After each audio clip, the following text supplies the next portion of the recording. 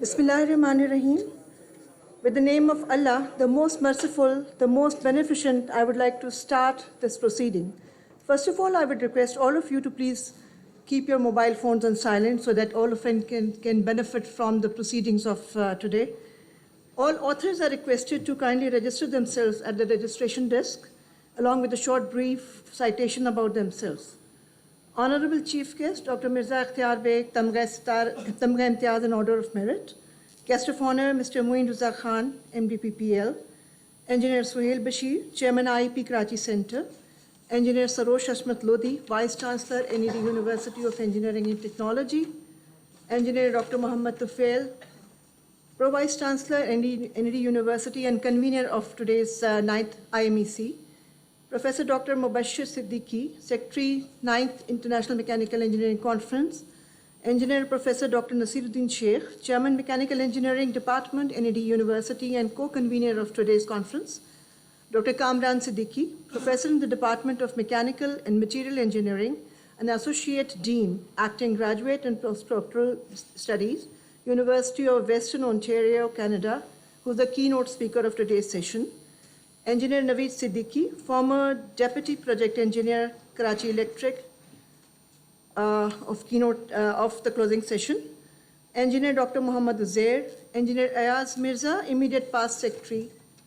Engineer Muhammad Farooq Arabi, Secretary IEP Karachi Center, council members, distinguished delegates from foreign countries, participants, distinguished guests, presenters, ladies and gentlemen. Assalamu alaikum. I welcome you all to the inaugural session of the 9th International Mechanical Engineering Conference. To start the proceedings of conference, I would request Engineer Saqib Sharif to please come to the rostrum to recite a few verses from the Holy Quran.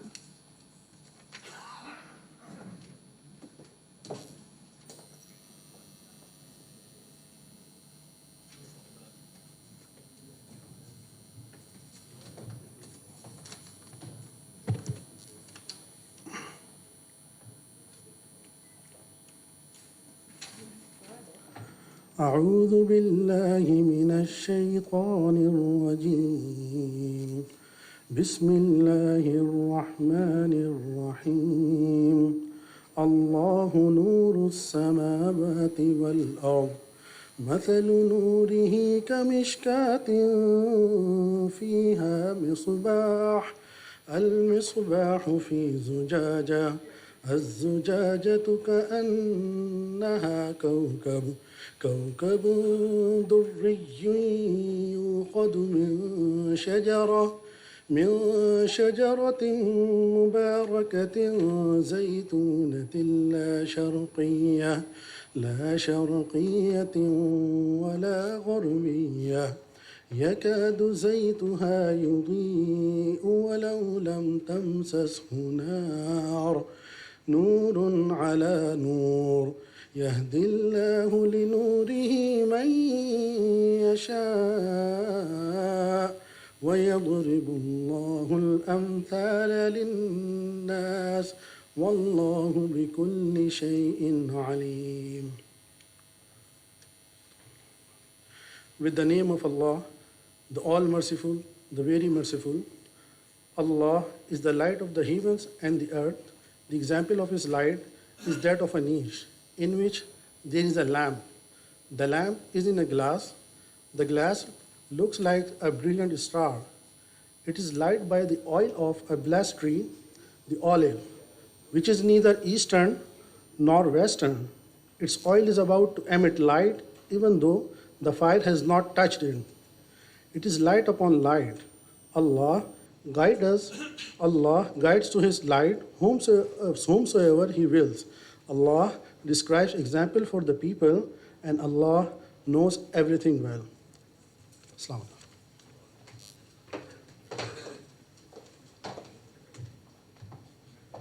alaikum. Jazakallah, Engineer Saqib Sharif.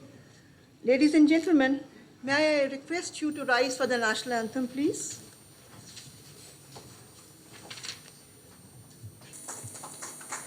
Thank you.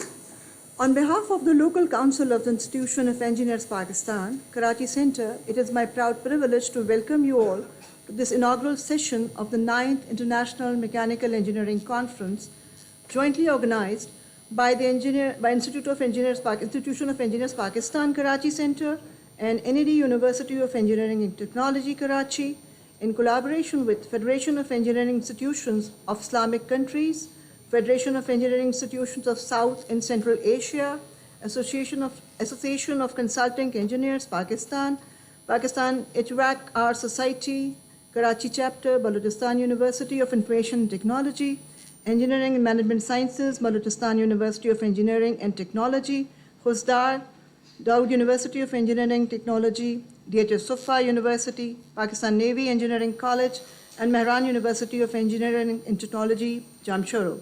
The theme of today's conference is Futuristic Trends in Mechanical Engineering.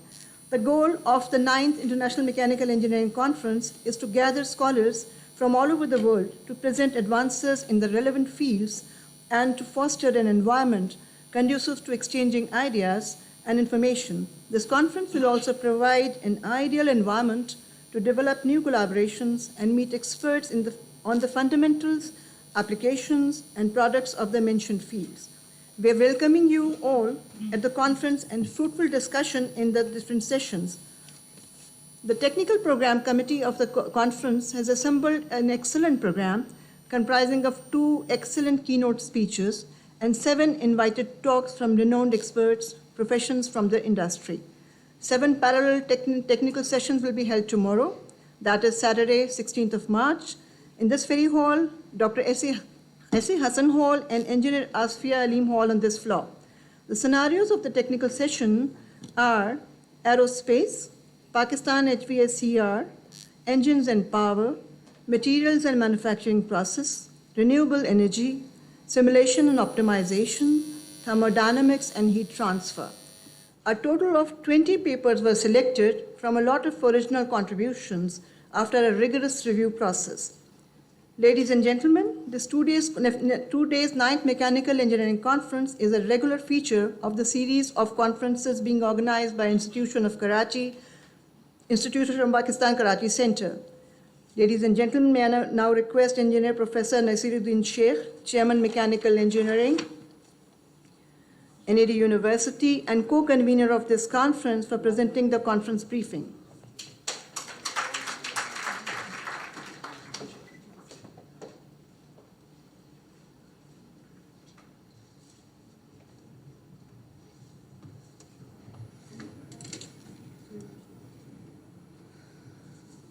Bismillahirrahmanirrahim. Respected Chief Guest, Dr. Mirza Ikhtiar Beg, Chief Guest of Honor, Mr. Moin Raza Khan, Keynote Speaker, Professor Dr. Kamran Siddiqui, Chairman IEP, Sohail Bashir Saab, Convener Conference, Professor Dr. Mohammad Tufail, Respected Vice Chancellor, NED University, Dr. Saroj Hishmat Lodi, respected Deans, faculty members, colleagues, ladies and gentlemen, Assalamu alaikum, and very warm welcome in this 9th International Mechanical Engineering Conference. Every year, consistently, IEP is organizing conferences in mechanical engineering on various themes. We try to pick the theme which is the major issue and which need the concentration. This year, we selected the theme Futuristic Trends in Mechanical Engineering. Along with IEP in this conference, we have several other national and international collaborative institutes. In this conference, we received a number of research papers. After intensive peer review, we have selected 20 papers for the presentation. All of the presentations are divided into 7 sessions. 3 sessions will be held in this seminar hall, and 4 other sessions will be held parallel in the other halls, in the Dr. Asfia Aleem Hall and S.A. Hassan Hall. As Madam Nilofer said, these sessions will be on aerospace, heating, ventilation, air conditioning, engine and power, material and manufacturing processes, renewable energy, simulations and optimization, thermodynamics, and heat transfer. Today we only have the inaugural session. The presentation session will start from tomorrow. It will start from 9:45. You all are requested to attend the conference as per your interest. Thank you.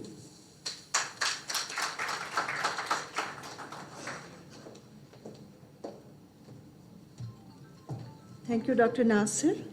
Ladies and gentlemen, I would like to request Engineer Suhail Bashir, Chairman IEP Karachi Center, for his welcome address.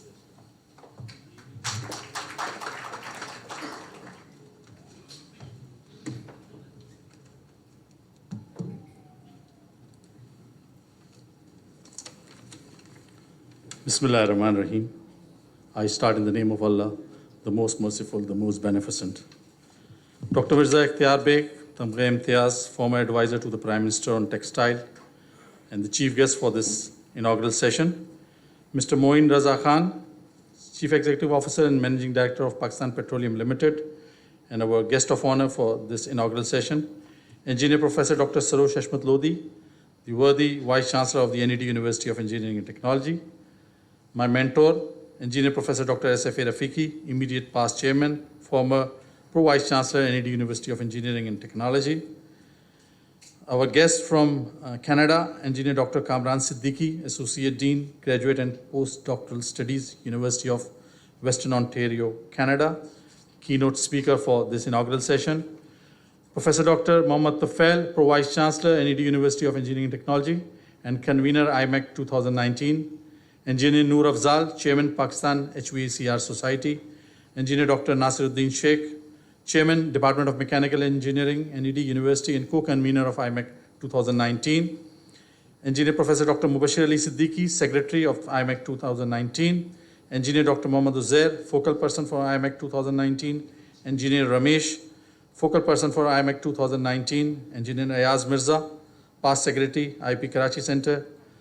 And my friend, colleague, the person for doing all the work behind this show, Engineer Farooq Arabi, Secretary, IEP Karachi Center.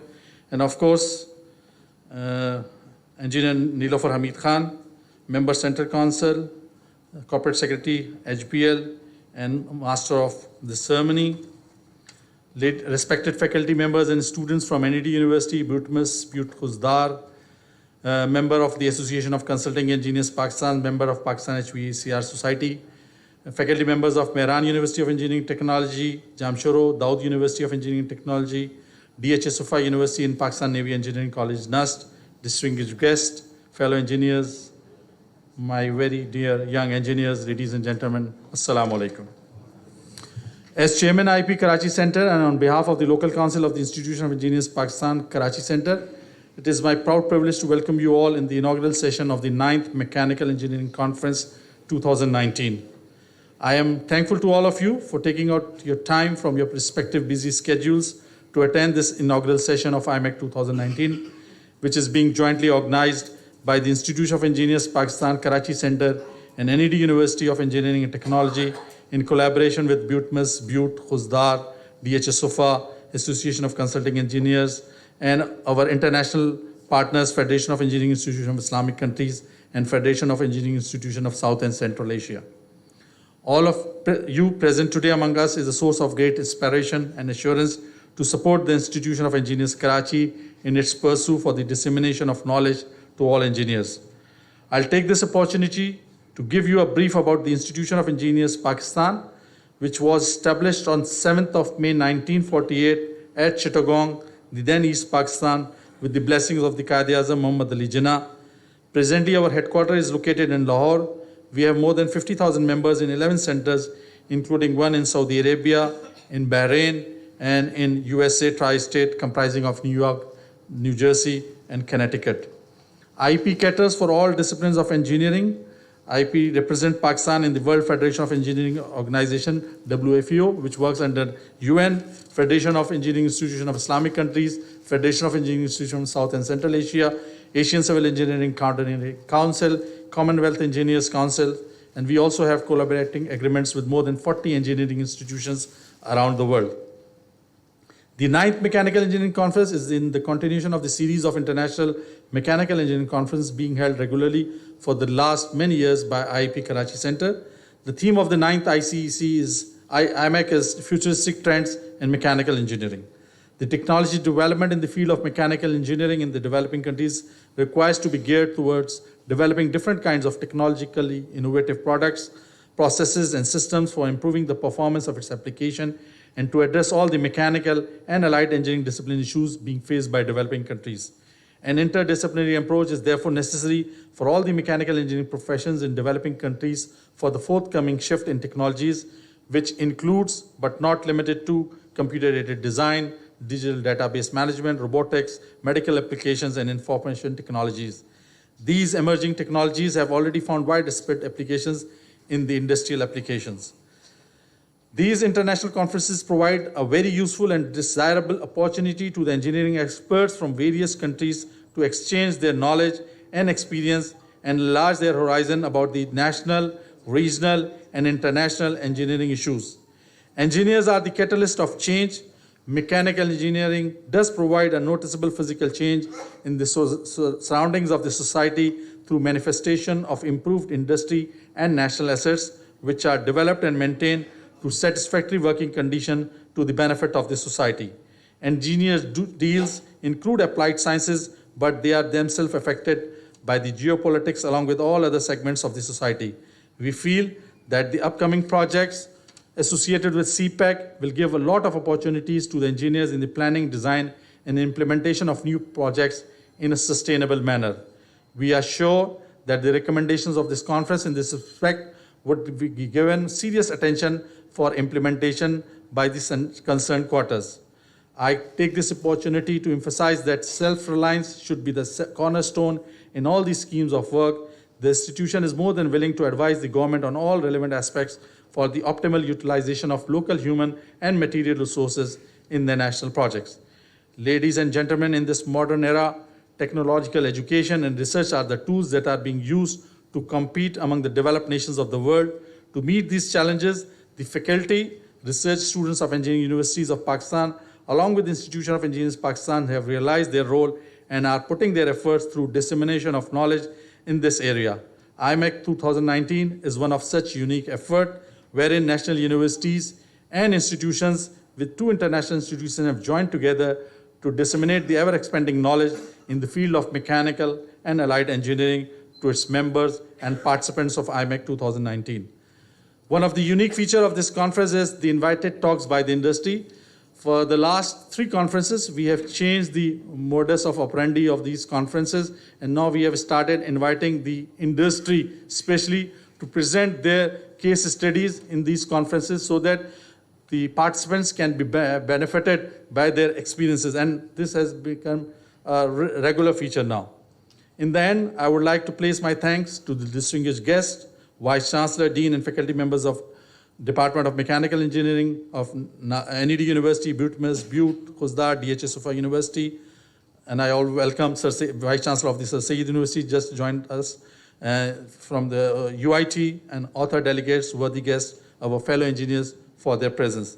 Thanks to all of you for your patient hearing. IEP Zindabad, Pakistan, Paindabad.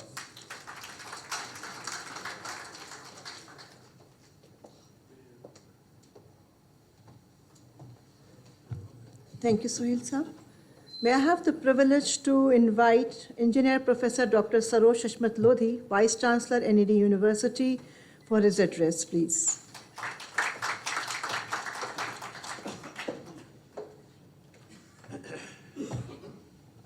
Bismillah ar-Rahman ar-Rahim. Respected Dr. Ikhtiyar Beg, Moin Raza Saab, Dr. Kamran Siddiqui, Dr. Afzal Haq, Sohail Bashir Saab, Dr. Mohammad Tufail, Dr. Nasir Sheikh, dear delegates, faculty members, and students, and last but not the least, my very respected teacher, Professor Rafiqi Saab, Assalamu alaikum, and a very good afternoon. I remember a year ago when I was invited to talk on this mechanical engineering conference, I tried to raise a few flags, which my very dear colleague Dr. Tufail hasn't agreed with. And hence, without letting me know, the title of today's conference and tomorrow's conference is The Future Trends of Mechanical Engineering. So today and tomorrow, we are going to seek where mechanical engineering is heading. In mechanical engineering, sir, bear me, I am a very crude civil engineer, and I don't really understand the sophistication of mechanical engineering. But to me, there are basically two big areas of mechanical engineering. One is energy generating machines, which are the engines, and the others are the movement changing equipment or tools, which are gears. And the entire mechanical engineering is revolving around this. Obviously, there's a lot that goes around, from heat transfer to fluid mechanics to energy to, I don't know, so many things, to design to production. But actually, the science of mechanical engineering is primarily revolving around these two very basic tools. And sir, I'm afraid the future of these engines is in deep trouble. Our cars are going to be without engines anyway. And that's why a very rightly suggested and proposed title of Futuristic trend, mechanical engineers have to find their way somewhere. And so it'll be good to listen to them. The other thing is, as all of you know, that I'm the Superman of this world these days, and I have to go and save the world time and time again. And today, Suhail Bashir Saab promised 5 minutes, he took 8 minutes. And I'm delayed to save the world for 3 minutes now. So I'm afraid I won't be staying back, and I have to go and save the world. My very sincere apologies. I would really like and wanted to stay back. However, I'm sure that these 2 days will be full of excitement, full of new science, full of new ideas, where all of us would be benefited. And above all, I have been advocating this thing for a long time, and I think this is about time that we should do something. And we have to have a mechanism of bringing the university, industry, and the government together. The industry is here, the universities are here, but the government is not here. We really need to understand and convince the government that without their patronage, without their support, without the policies of the government, engineering is not going to go a very long way. And all of you know that irrespective of what the disciplines of engineering are, we are the biggest propellant of the economy in the country. The country cannot prosper, the country cannot go forward, the country cannot develop without developing engineering disciplines. And in order to develop engineering disciplines, we need policies. We need futuristic policies. Especially the manufacturing side of mechanical engineering is at threat. We do not have the ideas of lean manufacturing. Our manufacturing is very, very costly. The industry is moving out. Dr. Beg is here, and I'm sure he's going to talk about all those things. The entrepreneurship, the role of the industry, the way the textile industry is moving out of the country. This is because textile was the biggest exporter in the country, but somehow the other, slowly, gradually, these kind of manufacturing industries weaning off. And we have to look at those things. Universities alone, industry alone cannot do these things. Even the universities and industries together cannot do a lot. We have to have the ownership and the fathership of the government, and without that, the industry and the economy propelled through engineering is not going to grow. Anyway, since I have to go and save the world, I'm grateful to engineering, to Institution of Engineers, and I really enjoy the interaction and the partnership which NED University and Institution of Engineers has developed. I see my very senior colleague, Dr. Muzaffar Mahmood, sitting at the back. Sir, may I request you to take my seat? Please, sir. I'll be honored to have you over right in front. Thank you, sir. Thank you very much.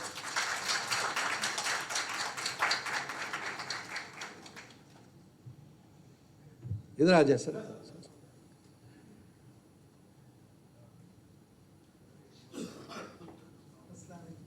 Sir, not only your students, but great-grandstudents are on this also. You have to be here. Thank you very much, and I wish all of you a very good and exciting session today and tomorrow. Thank you.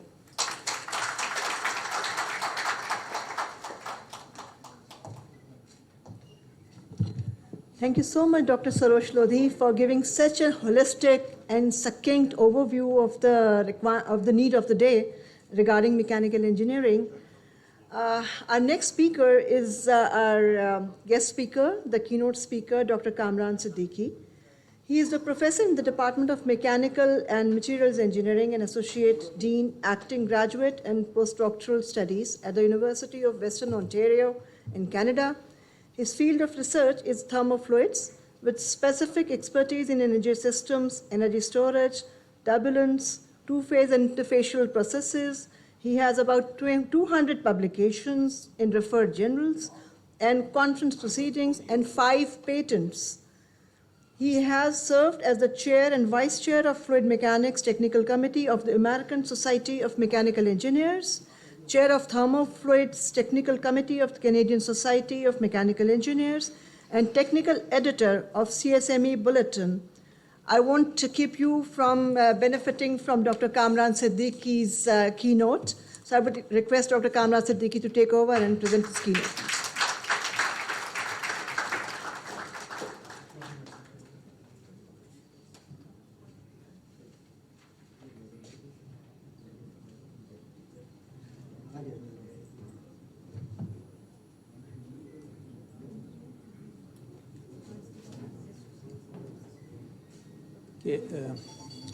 Distinguished guests, conference participants, and other audience, Assalamu alaikum. First of all, I would like to thank Institute of Engineers Pakistan and NED University for providing me this opportunity to participate in the conference and give a speech. So as you can see, the title of my presentation today is Clean Energy and Sustainability, Keys to Future Prosperity. So it's a very broad area. It's a multidisciplinary field. I'm going to focus on just certain aspects which are focused on some innovative concepts, some ideas, and some of the areas in which we are conducting some research. Now, the boundaries that we had before between different disciplines, like you call it mechanical engineering, chemical engineering, civil engineering, industrial, and so on, so those boundaries are actually blurring now because it has been realized over the last decade or so that you cannot work in silos. We have to work together. It's like most of the problems that we encounter in engineering or in nature, they are all multidisciplinary in nature. So we cannot work anymore in silos. We have to work collaboratively. We have to work in an interdisciplinary format so that we would be able to try to address those questions and try to find the best answers. So I'm going to start first with some background, some statistics, some very general statistics about what are the current trends from the energy perspective.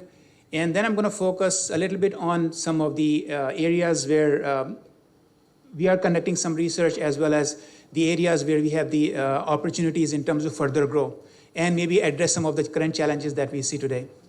I'll try to keep my presentation a bit more general because I understand that we have audience that comes from different backgrounds. Not all are expertise in mechanical or particularly in the thermofluids area. So first, I think this is it's just,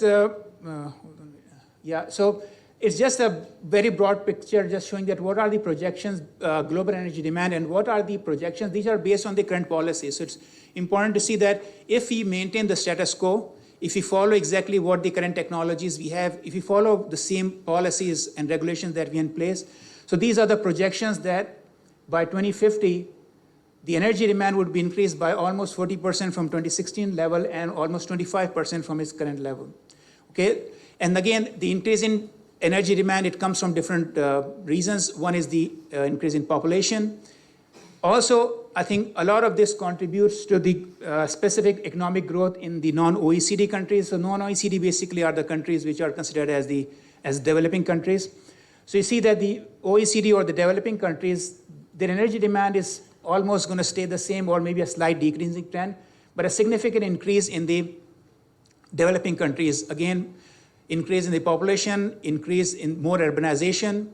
Also at the same time, increasing the lifestyle of the people living in those countries. So significant economic growth that basically contributes to this increased energy demand.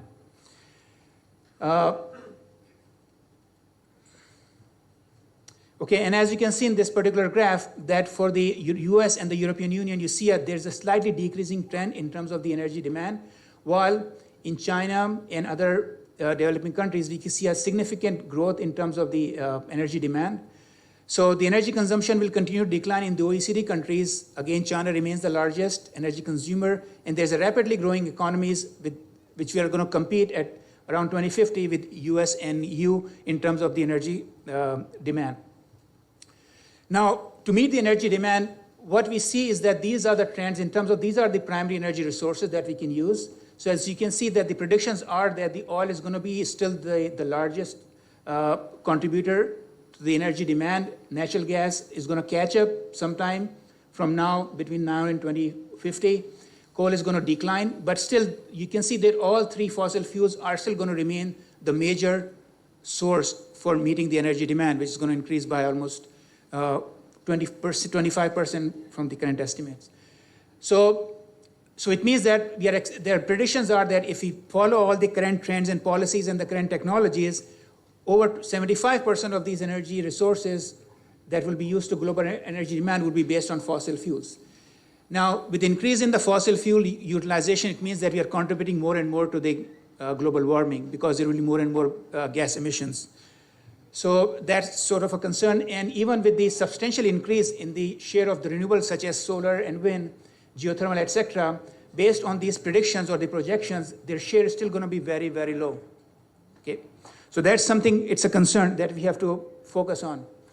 Now, in terms of the energy consumption-wise, you can see that the main sectors where we expect in terms of the energy consumption, industrial is one, transportation, building, and non-energy use ones.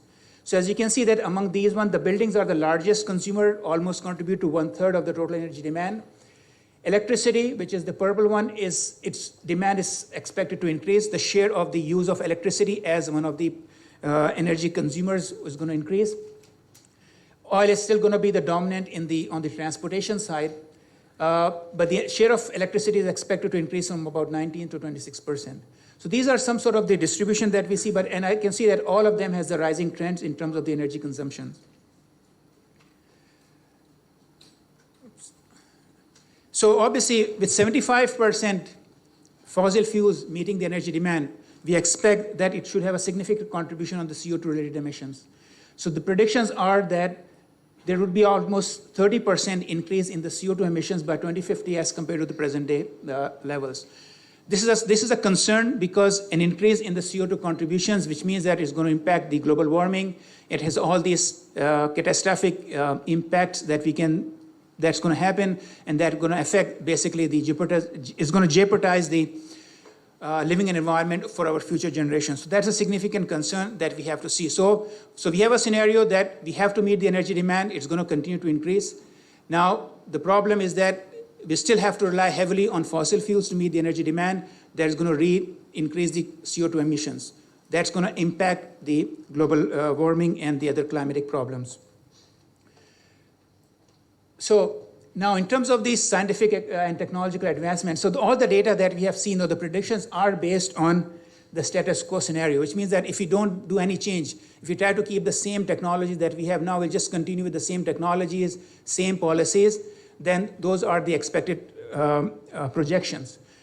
However, the scientific and technology advancements through energy efficiency, energy conservation, low carbon and clean technologies, and pollution control, as well as the supporting regulations, policies can make a big impact. And that, based on this, the trends are quite different. So if you look at these other scenarios in which if we are able to improve the energy efficiencies, we are able to develop more environmentally friendly policies, more support from the government and other supporting agencies, then the predictions are that instead of getting about 9.3 gigatons of oil equivalent, the energy rise is going to be about 17 gigatons of oil equivalent, which means that instead of 40% rise from 2016 level, the energy rise will be only 23%.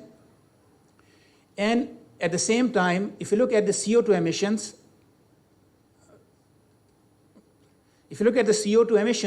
So instead of increasing by almost 30%, the projections are that if you're able to develop the advanced technologies, if you move more towards sustainability, better government policies, then that would result in the actually CO2 emissions would be actually go down below the 2016 level, almost 11% reduction. Okay, so that's a good sign, but at the same time, there are many challenges. The challenges is that we have to develop those technologies. We have to develop those advancements. We have to develop technologies, regulations, policies, everything, all have to work together to achieve these targets. So now there are several key areas in which the scientific and technology advancements can curtail the energy consumption, CO2 emissions, basically mitigating the detrimental impact on the climate, basically moving more towards a sustainable future. Now, if you look at these, some of the key areas is energy efficiency. So energy efficiency is basically reducing the use of energy for the same output. So we get the same output but consuming less energy. Conservation side, what you do is we store energy and reuse the energy in same form or a different form, in same application or a different application, okay, depending on the requirements. Also, the clean energy technologies, basically utilizing clean and renewable energy resources to offset the conventional fossil fuels to meeting the energy demand. So among all these three categories, the energy efficiency has made the largest breakthrough if you look at over last like 70, 80 decades or so, like 70, 80 years or so. Energy efficiency has increased in almost all sectors of energy consumption, from industry and transportation to buildings and all appliances. And we can see it is all evident that how we have more efficient appliances, more efficient devices, buildings are getting more energy efficient and so on. However, the other two areas, which is the energy conservation and the clean energy, they are still at infancy. We haven't developed any very strong strategies or systems to conserve energy and to reuse the energy in the same application or different applications. So that is the area we are still lagging behind. The other area that we are still lagging behind is the integration and the development of clean energy technologies. Because one of the important factors is that the economy drives everything. Okay, until the clean energies becomes more competitive to the fossil fuels, it's very hard to basically replace fossil fuels with the clean energy resources, because otherwise it could impact the economic growth and economic development. So it's a major challenge that we are seeing, is that how we can improve the efficiency of renewable or clean energy technologies, make them more economically competitive with the fossil fuel technologies and gradually replace them. So that's a major challenge that we see in that area as well. Now, in terms of the current state of the technology, there are significant advancements we have seen in all types of energy systems, leading to performance enhancement and efficiency rise. You know, when you increase the efficiency, it basically indirectly contributes to the energy conservation. So, for example, you know, about a decade or 2 decades ago, we used to use like 100-watt incandescent lights. Now they are replaced by 10-watt LED lights. Okay, so now we are still basically getting the same lumens, almost the same, to meet our lighting demand, but now we are consuming only 10% of the energy. And that comes from the technology improvement and the... You have a question? Sorry. So despite the advancement, the problem is that the thermodynamic efficiencies of most of the system are still very low. Okay, so overall, we can say that almost 50% of the energy is basically wasted as a low-grade heat. Okay, and that's where the challenge is, that low-grade heat, there are several applications where we can effectively consume that low-grade heat, but at this point, we don't have the technologies that are able to store that low-grade heat that has been rejected from most of the thermodynamic system and into reuse in different applications, so we can reduce the overall energy consumption. Now, so that's where one of the challenges are, that there is a limited advancement at this point in the direct energy conservation aspect. Now, if you look from the renewable energy perspective, so this is a graph that sort of like gives you in terms of the resources and the availability. So you can see that this is small, like yellow spot, that's the current global energy consumption. Okay, and these are the sort of the energy resources that are available. So you can see that solar is the largest. Okay, the wind is also big. Like these are the fossil fuels. These are basically renewable resources that are available. So this graph looks very nice, very promising, that, you know, maybe just by using solar, we should be able to meet all these requirement of this tiny dot that we see as a global energy. But the major challenge is that how we can do that. How we can utilize or how we can use the solar radiation that is available and convert it into a useful form that is utilized, and logistically that should be transported to where it is needed. So those are some big challenges that we face nowadays. So the potential is there. We know that the sunlight, especially there are some statistics that have shown that the solar energy that is incident only in the desert region. So we're not talking about any farmlands or any other areas, just the desert land in the world. The energy that is in solar energy that is incident on that area. What are these units? 348 I think it's a giga units. So it's a gigajoules, or sorry, the picojoules or something. Okay. So sorry, I think I apologize that I missed the units from there. So it's about 500 times the global energy demand. So there's a huge potential, but the problem is that how we can convert this energy into useful form and basically utilize it efficiently. Now, in terms of the renewable energy, solar and wind dominant renewable energy resources, but the main challenge that we see is that they are intermittent in nature. We don't have much control. Now, the solar energy is available only during the daytime. And at the same time, there's a weather dependency. You know, it could be a sunny day, it could be a cloudy day. We don't have much control on that. And also, all these resources, they are non-uniformly distributed across the globe. Like some regions, if you look at the desert regions, they have the highest solar energy potential, but that's not the region where they have the highest energy demand. So how we can produce solar rate and utilize that energy to produce some other form of energy, then transport it to other parts, that's a major challenge in terms of the energy transformation as well as the energy transportation. So because of these challenges, we cannot consistently rely as an energy resource, right? So we cannot just simply switch to solar energy or wind energy because of the unpredictable nature. We may not be able to get a consistent supply. So a big challenge that we see with this technology is the reliability. Okay, so how we can address these challenges? We can address these challenges basically through energy storage. Okay, so basically the concept of the energy storage is that store the energy when it's available and then use it when there's a demand for that. Okay, so that's a very simple proposition. Okay, just store it, use it when it's demand, but how to store it, that's a major challenge that we have several technical challenges that we have to face on. So if you look at from the solar energy perspective, photovoltaic is a technology that is becoming more economical due to a substantial decrease in the manufacturing installation cost. And we can see a lot of different applications at a small scale on single houses. It can go large like industrial roofs, or we can go to the solar farms. The advantages are they are flexible due to their modular nature, easy to adapt, easy to installation, but the main challenges are their conversion efficiencies are still very low. Okay? So although the cell efficiency could be as high as about 20-25%, but when integrated into the systems with the packaging and everything, the efficiency drops to somewhere between 10 to 12%. Now, another further efficiency degrades because of the temperature rise and dust accumulation. So these are big challenges that we see that the desert areas where we have a huge potential, as the cell temperature goes up, its efficiency drops, as well as the dust accumulation gives a problem. So now, the power output of the solar panels could be increased by using the tracking opportunities. It means that if you track the sun along the single axis, so these are the examples that we see are for the fixed panels, they cannot move. But if you are able to track the PV panels around single axis east-west, we can increase the efficiency by up to 20%, the output of the solar panels.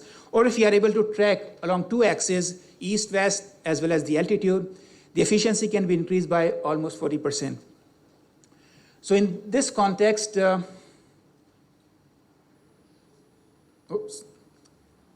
so our research group has conducted a lot of research in this area, and we have developed some novel systems using single and dual axis tracking systems. So the dual axis tracking system, as you can see here, again, we developed, it's a low cost and easy to install system, and we have a patent technology that we have basically utilized it to reduce the load, to reduce the power consumption, as well as to ease the installation. So we have the patent, 3 patents on this technology, and we are currently partnered with a Chinese company basically to further market these products. So as you can see that some installation that we have in China of these technologies. We have also developed this new sort of the concept of the photovoltaic roof parking lot systems. So in this case, basically, could be single fixed or the single axis fixed or the dual axis parking tracking options. The advantage with the parking lot system is that it does not have any additional footprint. Basically, you install mounted on the rooftop. So the parking lot systems are there, but what we have developed is basically we have a new design that we have implemented that is modular, easy to install, and also has a lower cost. So here's again, you can see that example of one of the installations that we have over technology in China, where you can park the cars and then you have the solar panels that can provide the output. So in this case, each of these panels is about 4 kilowatt. So if you have 2 of them, this means about 8 kilowatt of power generation capacity. Also, we have developed some further technologies which are basically for roof-mounted and open-land systems, single-axis tracking system which are inclined, horizontal, as well as using a single linkage tracking system so that you can basically use one tracker to operate multiple PV systems. Now, in terms of the, moving forward, in terms of the integration of the solar and wind power, so we're talking about the massive scale power generation, like we have the solar farms, like 5 megawatt, 10 megawatt solar farms, wind farms, huge farms. Okay, so obviously they are good in terms of the power generation at a very large scale, but a challenge that we see is that because of the intermittency, it's a very big challenge for the utility distribution companies. Because suddenly, if it's a sunny day, you know, the solar farms can start producing power, like megawatts of power that has to be injected into the grid. That creates a major challenge in terms of the distribution side. So it's a nightmare for the utility distribution companies. So how we can address these problems? Now, often we get a mismatch between the demand and the supply. So especially in many cases for the wind, the problem is that the wind often picks up at the night time where the demand is very low, while in the daytime, it's not as productive as at the night time. So the problem with the electricity is that it's very hard to store it. And especially we are talking about a very large scale, like a megawatt scale production. So how we can utilize, so how we can store it and use it. So in terms of the storage process, so storing electrical energy when it's generated from wind and solar, when it's excess or intermittent, and then convert this stored energy into electricity during demand or as a base load. Here are some examples that you can see of different electrical energy storage systems that are kind of proposed. Some of them are implemented, but still at a very small scale, and some are still going through some development stages. So one is a pumped hydro. So the idea is basically when you have excess electricity, you just pump water at the elevation, higher elevation, and then when there's a demand, just basically run water turbines. Another is to compressed air energy storage, which means that you can use like some active, like, you know, caverns in the ground and so on. When there's an excess electricity, you just compress, you run compressors, compress electricity, or compress air, leave the compressed air there, and as there's a demand, just release the compressed air, drives turbine, and produce electricity. These are the batteries, different types of batteries that you can use. Then the another type of energy storage is the cryogenic energy storage. So the idea is that when you have excess electricity, you basically liquefy air and just keep liquid air in these tanks. And when there is a demand, heat up, expand, convert it into gaseous form, run the turbine, and then produce electricity. Now, and they can go in different sizes. As you can see that pumped hydro, compressed air, or the cryogenic, they can go to the large scale, utility scale applications, whereas the batteries are at a relatively smaller scale. And there's some other information. So these are some areas where there's a research going on that how we can improve this performance, how we can make it more and more competitive. We have done some project, actually, one of the company, which is the Hydro One, which is into Ontario's largest distribution of electricity distribution utility company. So we worked on 2 feasibility projects that we have conducted, one on the liquid energy storage, and the other one was the compressed air energy storage systems. So as I mentioned earlier, that the idea is that when you have excess energy or when you have electricity that is excess, you cannot store it. So you basically use a refrigerant cycle to condense air and liquefy air, store liquid air, and when there's a demand, then it goes through evaporation, expansion, and produce the power.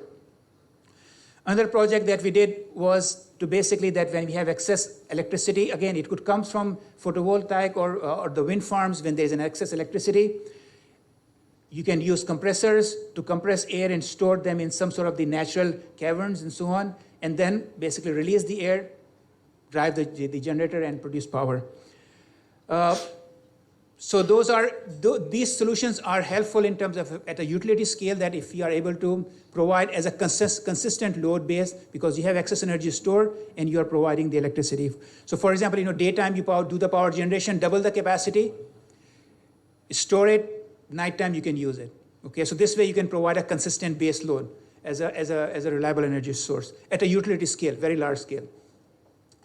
Also, another important area is the thermal energy storage. And that's one of my areas, another area where we conduct research. So it's basically, in this case, instead of, we are not looking into the electrical side, but rather we focus on thermal side. How we can store heat and release heat as demanded. Again, it's crucial for renewable energy systems and sustainability, and also can improve the passive thermal regulation of different types of systems. Now, thermal energy can be stored in two different forms, either as a sensible heat, like big water tanks, concrete, metal blocks, or we can store it in a latent heat form, which means that by utilizing phase change materials. Okay, so the idea of the phase change material is basically we try to store the heat as an enthalpy of the phase change.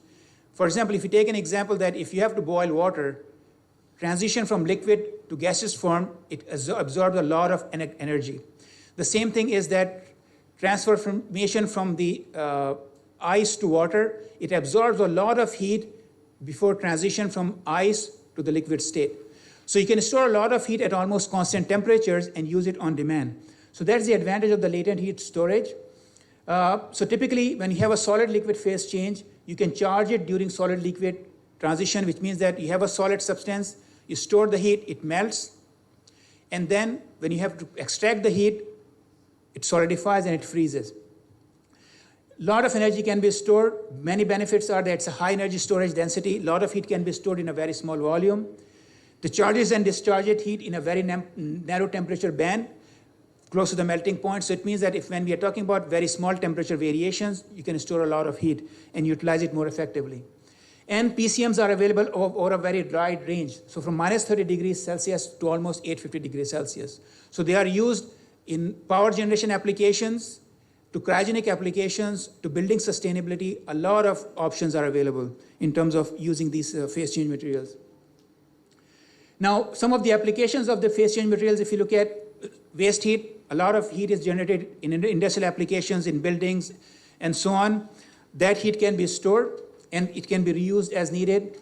Renewable energy side, when the solar energy, a lot of heat energy is produced by the sun, you store the heat and use it on demand. And also in terms of the usage of thermal energy, it can be used for heating applications. It can be used for actually cooling applications because there are technologies that are basically using heat to drive air conditioners. So it's a heat-driven air conditioning system that can be used for the cooling applications. Power generation, if you go to the large scale, you can use the heat that is stored at high temperatures, can be used for power generations. Also for sustainability.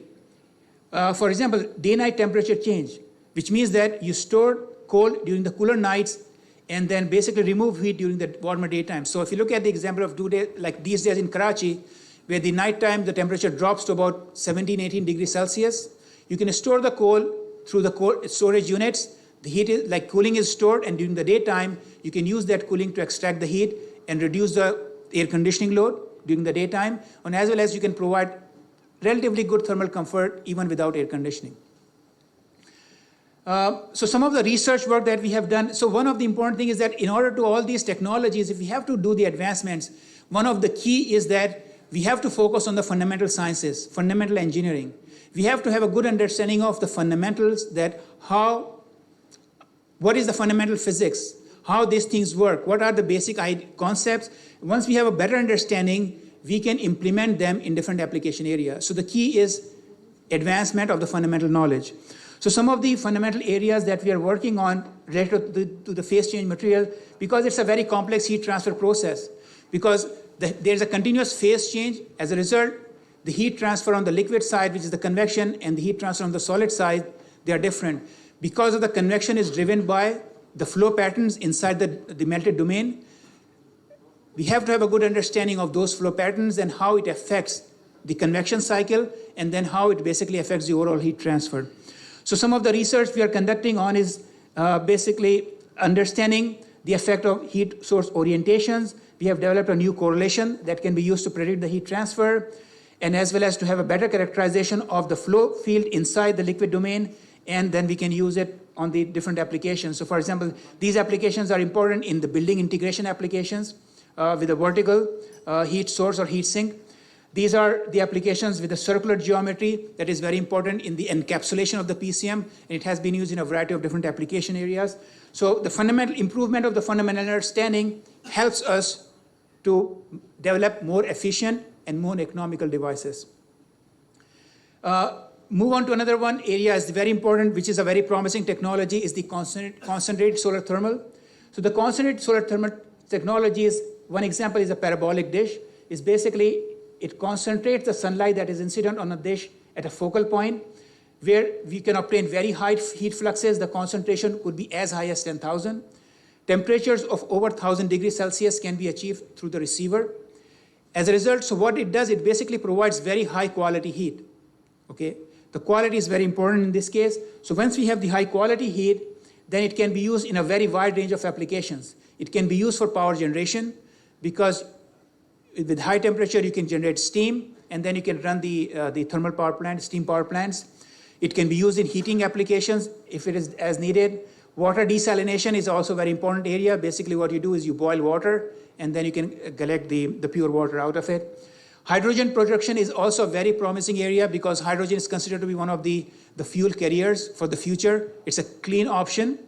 The problem with the hydrogen at this point is that the production of hydrogen is very, very expensive if we use the conventional resources.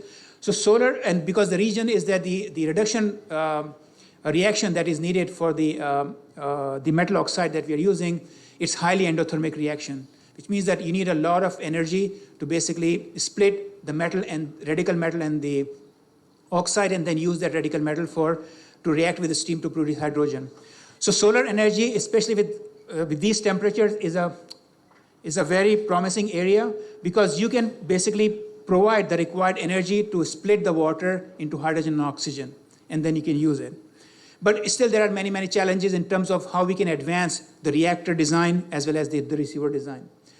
Pyrolysis is another area where basically you can utilize a lot of wasted biomass and convert it into useful bioproducts. Okay, again, those experiments or those chemical reactions are also highly endothermic, needs a lot of energy, and this concentrated solar energy can basically provide the required heat for these reactions as well. Another important application is the solid waste treatment, because these are all energy intense high temperature operations. So in all these different technologies, the concentrated solar thermal is one of the very promising areas where it can be utilized. We have conducted some research. We are conducting, so these are some examples of some of our installation that we have. We have filed a patent recently for one of the receiver design, which is a high efficiency receiver design to convert the concentrated sunlight into heat energy, basically, thermal energy. Some other research advancement that we have done on the simulation side is that we can improve the design for the high efficiency thermal receivers, as well as we have conducted research on the improvement of the receiver and reactor design for clean hydrogen production. And here are some of the simulation results that we got from this research. So again, it's a very promising. Hydrogen production is really a future area. So if you are able to integrate solar, which is the energy provider, to generate hydrogen, that's the future. But it's a long way to go. We still have to do a lot of advancement in terms of the technology to improve the efficiency. At this point, the conversion efficiency is still very, very low. So that's a major challenge. The cost is very high.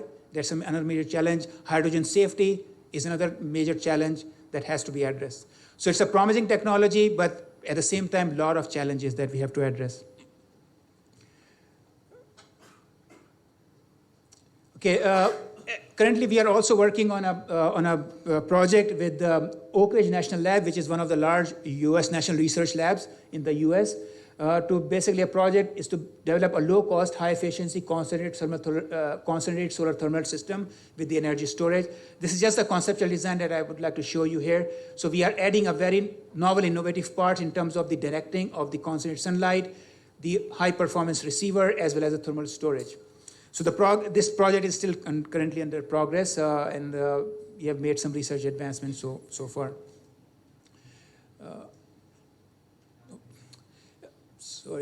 Another important area, which is a very has a high potential in terms of or promising technology in the future, is photobioreactors.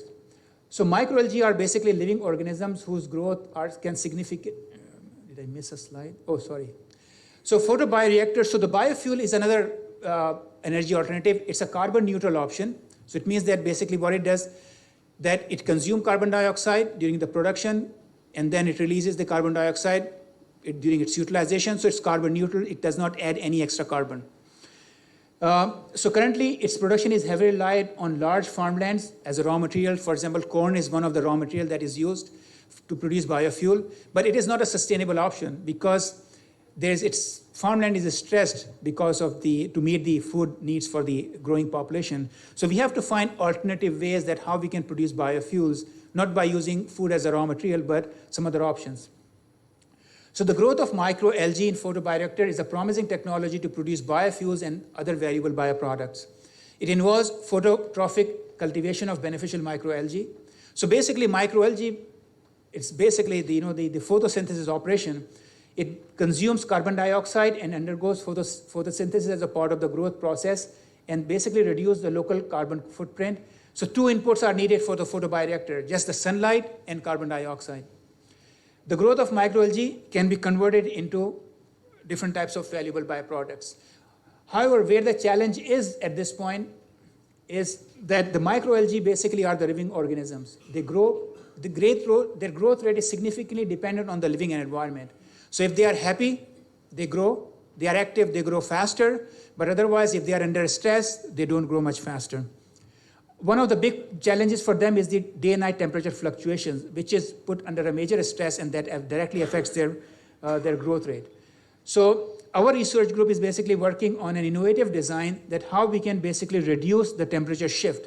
So bring it into a very small temperature range so that they get almost a consistent temperature. Like, for us as human comfort, when it's too cold, we need warm to get warm. When it's too hot, we need to get a cooler requirement. So just to maintain a comfort zone.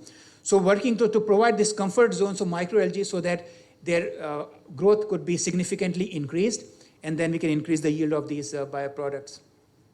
Here are some results just to give you a photo. This is a microscopic image of algae, microalgae. This is we are during the testing where we are using the thermal storage. So the idea what we are using is to use a thermal storage when there is an excess heat, store the heat, and when there is a temperature drops, then release the heat back into the bioreactor to maintain almost a constant temperature. So this is just a lab setup that we have, and you can see when the algae grows, it becomes green, and then eventually we collect the microalgae. These are some experimental data just to study what is the impact of the flow behavior on the growth of microalgae, and we have seen that by injecting those, adding these columns of thermal storage, we can increase the growth of microalgae. So microalgae. So this is a very promising area, which means that you cultivate microalgae, grow them, and utilize them in different applications like biofuels and other valuable bioproducts. An area that certainly needs significant advancements. Now, switching a gear a little bit, talking briefly about the sustainable building. So the building sector, as we saw, is the largest consumer of energy as compared to the industrial and transportation sectors. Almost 1/3 of the global energy supply is basically utilized in buildings. So building sustainability again implies that meeting the building energy demand in an environmentally friendly way, which means that somehow we can minimize the use of energy in the buildings, or the energy that is used in the building has to come from renewable resources or through energy conservation. So sustainable building is an active area of research, and a major focus is on basically net zero houses. So the net zero houses, basically, they produce as much clean energy as they consume. Okay? So in that case, we can significantly reduce the energy footprint of the buildings as well as the utilization of the fossil fuel, because still the fossil fuel is the largest energy resource that's used in the buildings. So in this case, we have to move towards energy efficiency, energy conservation, and on-site generation of clean energy. Another important area which is the passive building sustainability. So in this case, basically the idea is to reduce the building energy consumption without using any active system. Okay, so we don't want to use active or the efficient system, but rather how we can passively do this. It's a low-cost option because in summertime, the major heat gain in the building is due to the solar radiation. So the solar radiation that is absorbed incident on the building roof, mainly roof or the site, is being absorbed, eventually released into the building, and that energy has to be basically removed by the air conditioning system. So if we are able to prevent that energy gain directly into the building in the first place, it would reduce the energy consumption in the building. So we are, our research group is basically working on a novel concept. This is still at a very early stage of basically a hybrid building roof that can control the climate as well as do the water treatment. So the idea is that if this is the building, we can add sort of an solar collector, you can call it. It basically, what it does, it's just a sheet metal that you can use in a simple configuration. And when the air passes in between that sheet metal and the roof, it takes away the heat and prevents the heat from the direct entering into the building space, reducing the energy load. So this is a small setup we did, again, just as a proof of concept. And then on that, what we did is we added, so this is a black roof, that is basically, there's a small gap between the actual roof of the building and this black sheet, which takes away the heat from the sunlight away from the building, as well as we are using the titanium dioxide-based photobioreactor, this UV water treatment system that basically treats the water at the same time while reducing the load. Okay, and we are working with the collaboration with the French university to basically grow microalgae.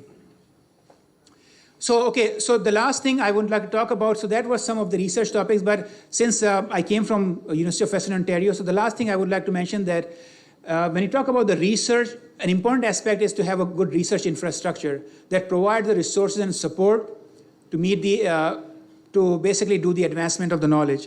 So this is a unique facility that we have at our university. It's called the Windy Research Institute. So the 3 E's that we can see here, it contributes to the energy, environment, and the energy. So the focus is that how we can basically, all 3 aspects of the wind can be utilized. So it's a globally unique research facility. Like there is nowhere in the world a facility like this exists. It's basically a hexagonal wind chamber which has 106 individually controlled fans. What they do is they are able to produce any type of environmental flows, very complex environmental flows to a very simplistic flows. And we have to study that what is the impact on the buildings. We study the impact on the wind farms that produce the wind energy. Also, sustainable cities, sustainable buildings, and so on. Here's just an example to show you that it can generate extreme weather. So one example is producing a downburst. It can also produce tornadoes in the lab environment, so we can study those behaviors. Also, it could able to help us to study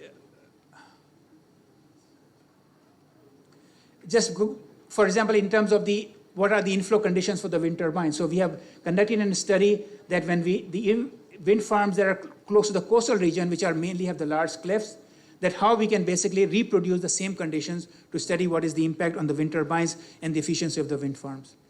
Okay, so in the end, I would like to conclude my presentation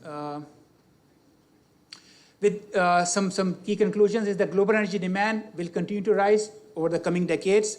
Again, it's due to the increase in population, rapid economic development in the economic growth in developing countries, improved lifestyle in most of the developing countries, still heavily reliance on fossil fuel, the energy demand, growing energy demand, and that could have a detrimental effect on the environment and the long-term consequences on the climate change, which could jeopardize the living environment for our future generations. So we have to really think about that. The clean energy and sustainability are keys to future prosperity. It comes through energy efficiency, energy conservation, as well as clean energy integration. And there are several major challenges in terms of the energy conservation and clean energy fronts. So we have to focus on the technological advancements and how we can improve and develop these technologies, how we can improve the perception, recognition, and the adaptation of the climate change, and how there is a need to do the sustainability, and that would come from the government policies and regulations, as well as we have to the last important thing is the economic viability, because the economy drives everything. So we have to make sure that all the technologies that we develop through the policy and so on are economically viable to bring a sustainable future. And at the end, I just would like to thank all the students who are involved in the research that I have presented in my presentation, some grad students and some undergraduate students, and also the funding agencies that provide support for my research. And I would like to thank the audience. Thank you very much.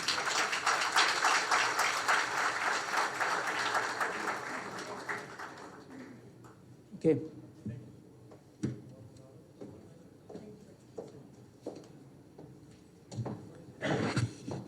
Thank you, Dr. Kamran Siddiqui, for a very illustrious overview of the clean and sustainable energy. I have the honor to invite our honorable chief guest today, Dr. Mirza Ikhtiar Beg. He is a renowned industrialist, chairman of Beg Group of Industries, a multinational conglomerate operating in diversified fields in Pakistan, UAE, and Morocco for the last 35 years. He is the author of 7 books on economy, on the current national and international economic issues, and his biography, A Limitless Pakistan. Dr. Beg has been awarded certificates of achievement in the international renowned magazines Economist. He has been conferred upon the prestigious civil award Tamga Imtiaz in recognition of his contribution to the national economy. He is also the former advisor to Prime Minister on textiles. He has made valuable contribution in obtaining GSP Plus status from EU for Pakistan. He is also heading 21st Century Business and Economic Club's think tank. He has been chairman in Pakistan Textile City and served on various prestigious boards like Pakistan State Oil and Karachi Electric Supply Corporation. He is also the member of Presidential Advisory Council of CEO Club Worldwide. He is representing business community of Pakistan in FPCCI, Federation of Pakistan Chamber of Commerce and Industries.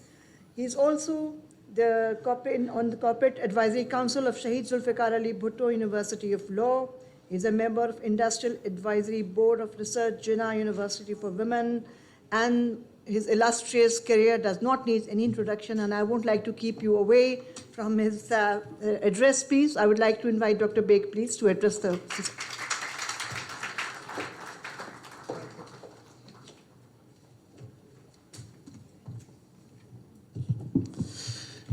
Bismillah ar-Rahman ar-Rahim.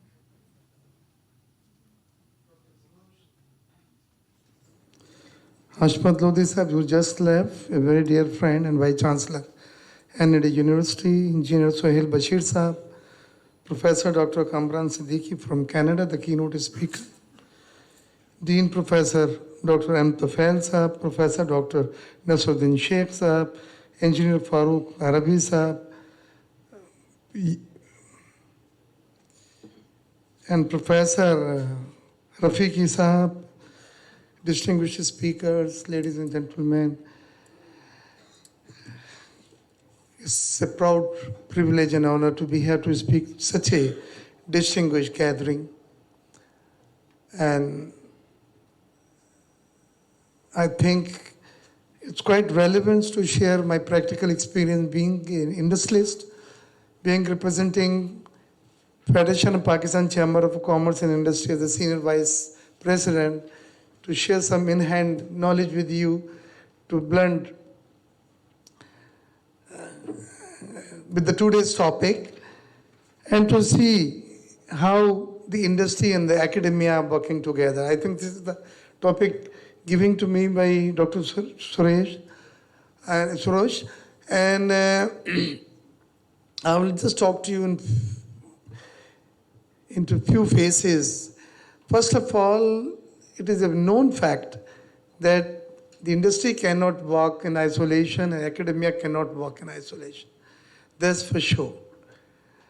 But in our country, we have seen, and it is tragedy that the one hand, the industry is starving for the right people, the professionals, to come, to run their plants, to handle their factories, And on the other hand, the qualified professionals are running from pillar to post and they're not getting jobs.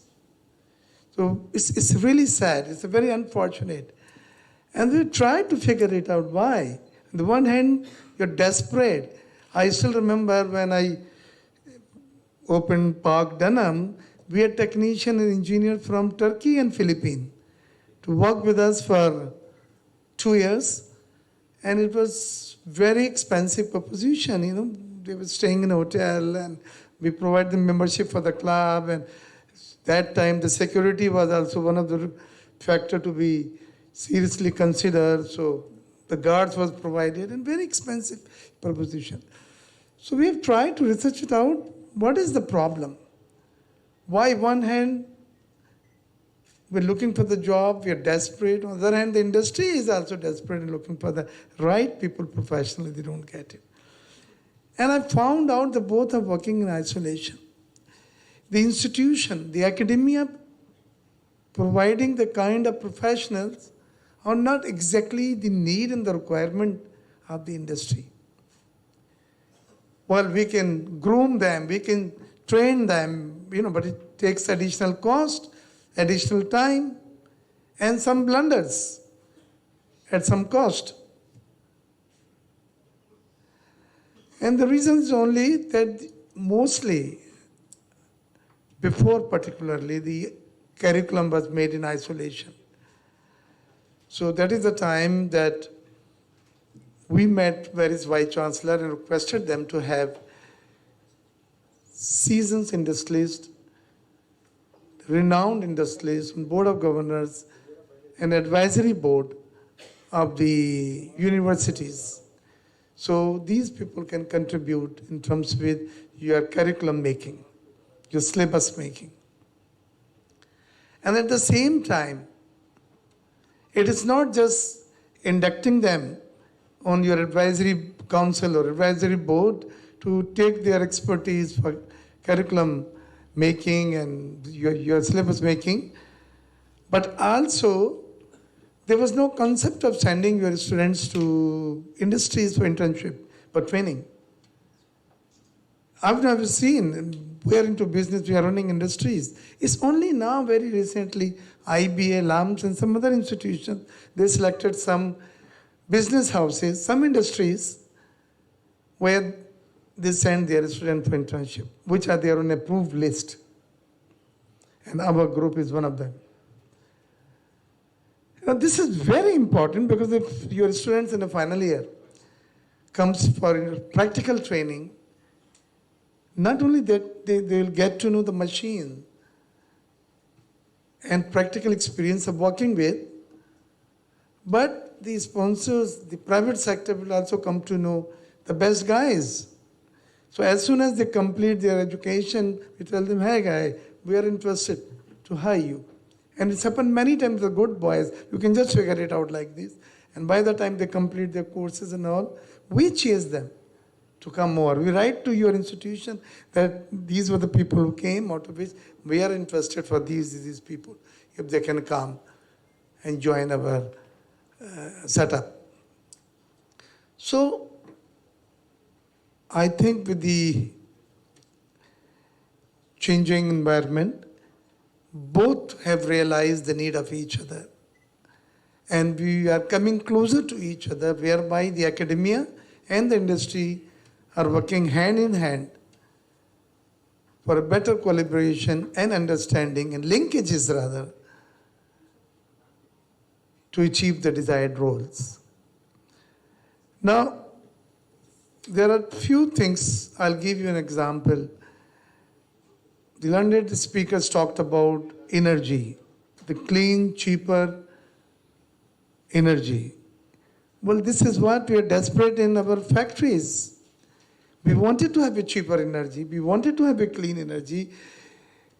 We wanted to work on carbon credits. We wanted to control carbon emission. There are billions of dollar funds we can get or claim carbon credits of millions of dollars, each industry, millions of dollars. But we don't have the mechanism. We don't have the expertise. We don't have the even people to do the documentation and to file the claims justifying our low carbon emission. This is what a large number of my industrialists are not filing, not claiming the carbon credit advantages which are available worldwide. And luckily, Pakistan is one of those low CO2 emission countries. But we are not getting the benefit because we don't have the expertise. And there we look towards you guys. We want such courses to be inducted. We want such courses to be blended in your main curriculum, whereby we are hiring a qualified professional.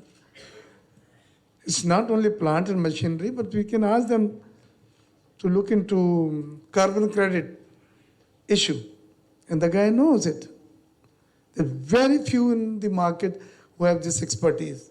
I still remember some guys comes from Lahore to meet us. They gave us a small presentation, but very, very complicated and lot of if and buts. So I said, okay, leave it, we'll see when we'll be ready, because he was not ready. So my topic is very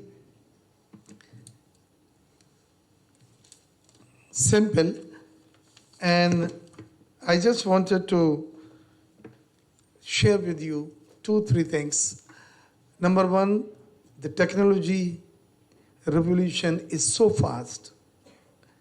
You can't keep a pace, believe me. You can't chase. We get the machines, we are the happiest people there are, the 10 years. It's a new plant and machinery, efficient. And then the next year when you go to attend ITMA or other textile exhibition, this international exhibition, you found the model has changed. It's a new technology has come. In just 2 years. So we have serious concern about chasing with the technology. We have been issues with carbon credits. We have issues with clean, affordable energy because our energy mix is too high. We have serious issues of energy wastage in our factories. We still have motors and pump consuming 200% more power because they're obsolete, they're old, they've not been maintained, and our bill is coming 1 crore ka, 100 and even more, which can easily be trimmed. So my piece of advice to all professional and most respected, distinguished professional who are here is that the industry is really looking forward some more comprehensive and effective collaboration with the academia, particularly institutions like NED and other engineering universities and colleges, where your professional can help industries not only cutting down our cost, but enhancing our efficiency and meeting our requirement for the energy. Over and above, to meet the new challenges in terms with carbon credits, carbon emission, and now the buyers, they send their auditors to inspect our factories. And you will be surprised to see the parameters. I don't want to go into details because it will be too technical, but we need a separate team of people to look at those audit parameters of our industry for compliance to our buyer, Walmart, Kmart, JCPenney. Now they have their own very stringent parameters, and we are finding it hard with the existing staff to maintain, and most of the time they come and they fail us and they ask us to for the next review after 3 months, and then again we try hard to meet up to their requirements. So the challenges are very severe and things are rapidly changing. So it's not one of those old stereo way of working, what we used to work.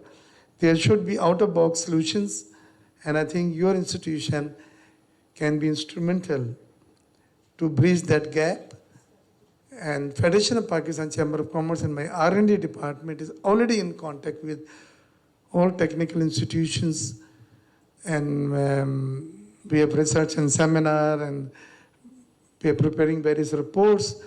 Dr. Saab is well aware about that, but we need much more than that. And I'm thankful that you've invited me to share my practical experience. I could not give you a note of wisdom like Dr. Saab and other learned speakers. Those will be speaking, but this is my practical experience, telling you from the horse's mouth, from the industry side. And I think that this was the topic given to me to establish you the need for more effective linkages between industry and the academia. So thank you so much indeed.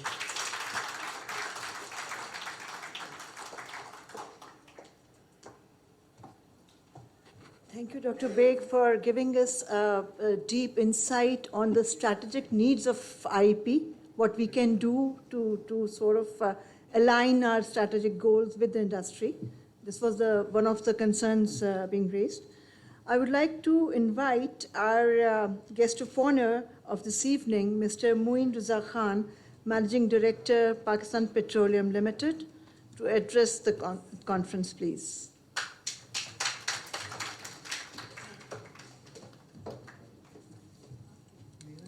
Bismillah ar-Rahman ar-Rahim. Assalamu alaikum.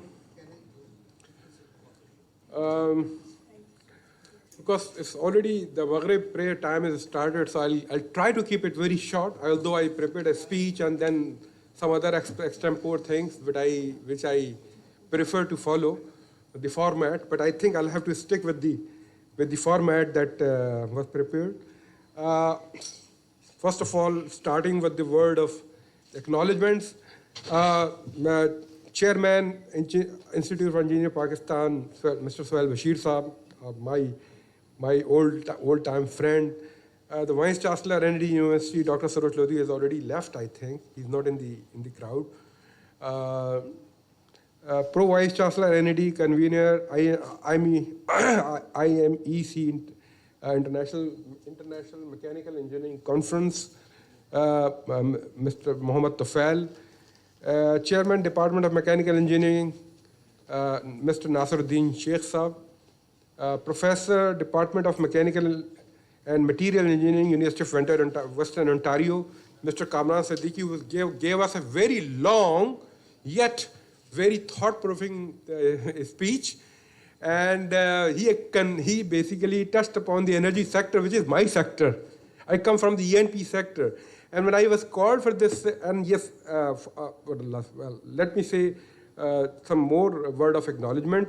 That I would like to thank Mr. Asim Murtaza Khan, one of my mentors and my ex-boss, and my dearest friend, Mr. Farooq Maniyar also, and distinguished guests.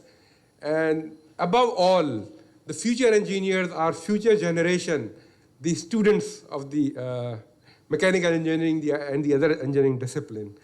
When I was called for this conference to give a speech, I was a little bit in the state of perplexity that I am a petroleum explorationist and developer by training and experience. And a lot of mechanical engineers have worked for me, but I was just recalling and recollecting from my past days, mechanical engineers have played a very important role in my early career development in life. When I was posted in SUI first time when I joined PPL, I was posted at the well sites. And the drilling operations are basically controlled by the mechanical engineers. And all the concept of the fluid dynamics and the rheology of the drilling fluid system was taught to me by a mechanical engineer, and how these things really function in the real world. And similarly, my reservoir engineering mentor and the teachers, they were all mechanical engineers turned reservoir engineer. And and those are the people from whom I learned all my reservoir engineering that I really apply now. And then, many people come along and then came along the way, and I kept learning. It's a learning process is the everyday process. And then, of course, my ex-boss is a mechanical engineer, Asim Murtaza Saab. And then all our plants are developed and built by the mechanical engineers. The LPG plants that we build, we deploy on our discoveries and production. They come also from the mechanical engineers. So mechanical engineers play a very important role. Actually, our chair in the exploration in the NAD is basically he's a mechanical engineer from the NAD, and he did his master's and PhD from Stanford in petroleum engineering. So he is also a mechanical engineer turned petroleum engineer. So in the early days, it was the mechanical engineers who basically converted into petroleum engineering before the petroleum engineering discipline was introduced in Pakistan and also worldwide.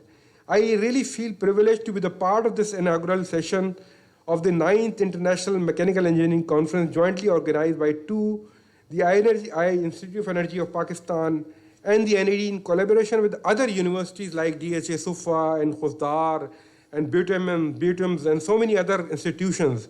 The event is also unique in bringing together academia and professional body, a combination that is rarely seen these days as such. I commend IEP and the NAD and all the other institutes for their collaborative effort. Actually, PPL also is one of the pioneers in creating the collaboration with the academia, right? Starting from the NAD and then expanding it to the Jamshoro University, the Sindh University, and of course the National Technical University of Norway also in joint collaboration with NAD. We have also embarked upon that collaboration program. The Indian ENP, both NAD and IEP have a long history of serving the country by providing and nurturing human capital, both academically and professionally for the industry. And Pakistan Petroleum is the largest beneficiary of that, really, being located in Karachi. The partnership between academia and the industry involving professional networks such as IEP, Institute of Engineering Pakistan, providing a platform for ongoing human resource development, has a profound impact on the growth of our industry. The ENP industry in Pakistan, for instance, has not only benefited from partnership between academia, industry, and professional network, but has also spearheaded the process to form and maintain such symbiotic relationships. Besides supporting to establish the Petroleum Engineering Department at NAD, as I mentioned earlier, in 2004, with our staff contributing as visiting faculty and advisors, a pioneering tripartite collaboration was initiated between PPL, NAD, and NTNU in 2014. And coming to the concluding paragraph, I'll skip all the things and the things that I wanted to say extempore. I'm sure the conference proceeding during the next 2 days will highlight workable recommendations and solutions. Not like other conferences where we fill the gaps just by reading out the papers and nothing comes out of that. I hope that we will work out a strategy and work out the action points that arise from this 2-day conference. Involving advancement in mechanical engineering, which will be presented to relevant quarters by implementation to deal with the current challenges, including the energy crisis faced by our country. Finally, I would like to congratulate the organizing committee, Farooq Maniyar Saab also, Sohail Bashir Saab, for arranging the conference on much needed theme together with participants and researchers whose ideas will clearly enrich the learning through this event. And again, thank you all for inviting me and giving me this honor to be the guest of honor this evening. Thank you so much.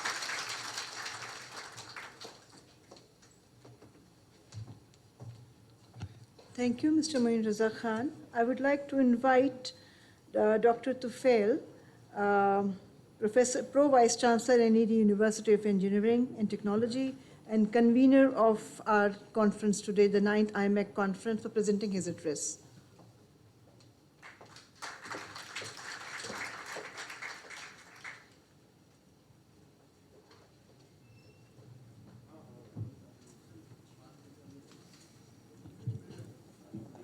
Bismillah ar-Rahman ar-Rahim. Distinguished guests, the presenters of the papers in this 2 days conference, and dear students. Assalamu alaikum. It is indeed a pleasure to be part of this event, which is a continuity of the conferences being held jointly by Institute of Engineers Pakistan, Karachi Center, and NED University. And as been mentioned earlier by the speakers, that the title or the theme of the conference has rightly been selected.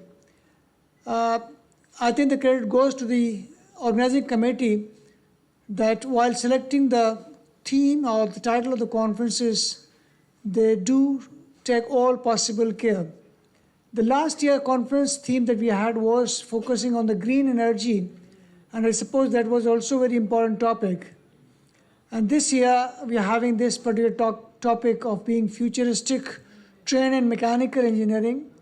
And the main reason is that in the last decade of the 20th century and thereafter, tremendous changes been taking place.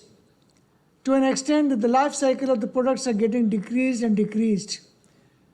And I'm sure that the generations who were born in 90s are mainly not aware about the products that existed earlier. So this change needs to be chased out, as been mentioned by our chief guest. And it has not only affected the engineering domain, it has also affected the biological, medical science and other domains as well. And all these disciplines are having changes taking place very rapidly.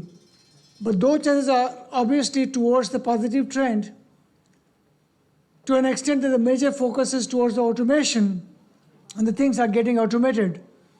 One point of view is that the automation is creating a situation when the people might get jobless. Again, we have to survive and we have to coordinate. So hopefully the 2 days conference would come up with the papers which would be focusing on what's happening in the mechanical engineering discipline nowadays and what we should expect in the future, as been mentioned by our keynote speaker as well. So hope to have very fruitful presentations in the coming today and tomorrow, and hopefully everybody would get benefited by this conference. Thank you very much.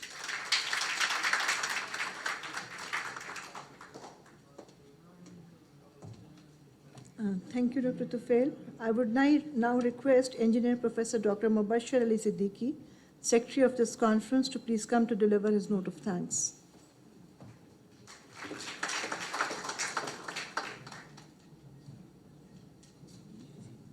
Bismillahirrahmanirrahim. Assalamu alaikum. First of all, I have got some good news for you. We are going to end this session in about 5 minutes of time.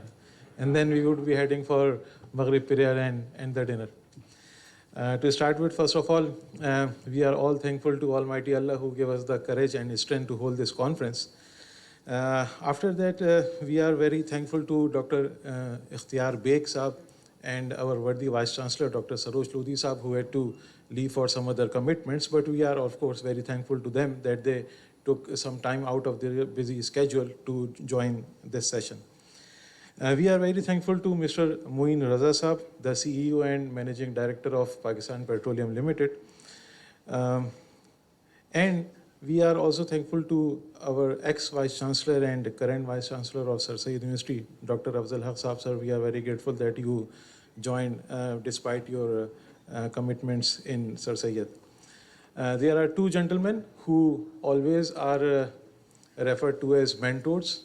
And I know you would have guessed whom I am going to talk about. They are Dr. Rafiqi and Dr. Muzaffar. They are the two mentors of, they are the two renowned mentors in NED. They are over here for this conference. We are grateful to Sohail Bashir Saab. I do not need to introduce you, right? We are very grateful to Dr. Kamran Siddiqui, who has flown all the way from Canada to deliver the keynote, and he would be here for about 3 or 4 more days, even after the conference ends. So I hope you would enjoy not only this conference, but your stay over here in Karachi. Thank you. and our beloved Dr. Tufel. Sir, thank you for guiding us through another session, another conference, another event. We are grateful to Noor Afzal Saab and Mr. Abbas Sajid Saab. Noor Afzal Saab is the chairman of Pakistan HVACR Society, and Abbas Sajid Saab is the past president of ASHRE. We are very thankful that you are here in this event. Again, we have the co-convener of this conference, Dr. Nasiruddin Sheikh Saab, and he is the chair of the Department of Mechanical Engineering as well. He was well supported by Dr. Muhammad Uzair, who is the focal person of this conference. Our gratitude goes to Engineer Farhat Adil Saab, who is the past chairman of IEP Center. Two secretaries, one immediate past secretary, Ayaz Mirza Saab, thank you very much. And we have the current secretary, Farooq Arbi Saab, he was here. Sorry. Thank you very much, sir. We are grateful to especially NAD and all the collaborating institutions, including BUTEMS, Balochistan University Khuzdar, Sir Syed University, Mehran University, PNEC NAS, Dawood University, and DHS Ufa University. Mr. Ejazul Haq, Vice Chairman Mechanical, sir. And along with him, Abdul Rahim Saab, Asim Murtaza Khan Saab, ex-Managing Director, Pakistan Petroleum Limited, Ghulam Farooq Maniyar Saab, the to yahin par, sir. And Parvez Sadiq Saab, Jilani Yusuf Saab, all these people have made untiring efforts in bringing this event a success. Thank you. Nilofar साहब नहीं इनको तो ये तो खैर शुरू से यहाँ पर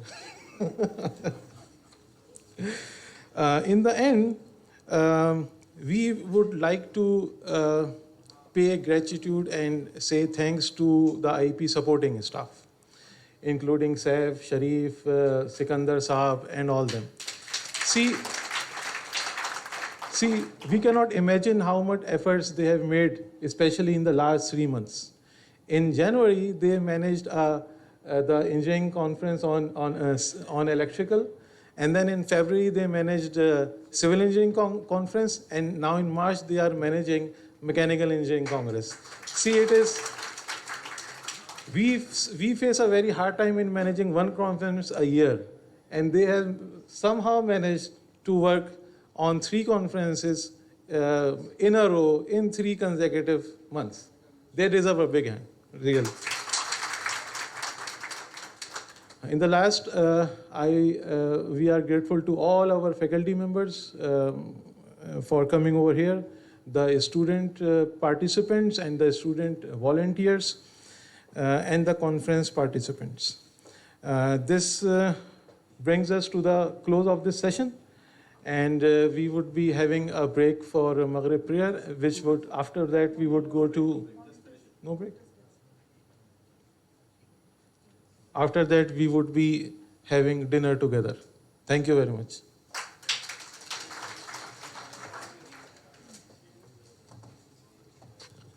Thank you, Engineer Mubashir.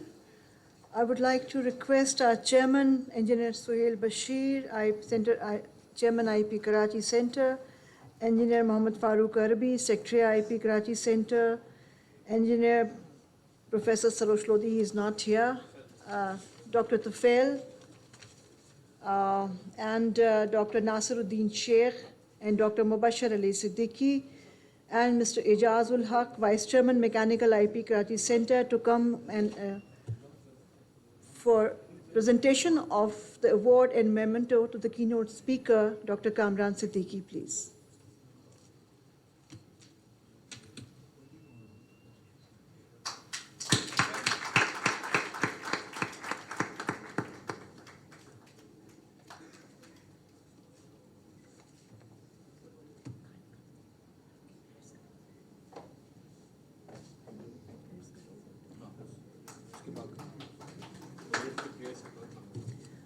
Well, thank you so much. With this, we come to the end of a very interesting evening today. You can have your Maghrib prayers in the halls.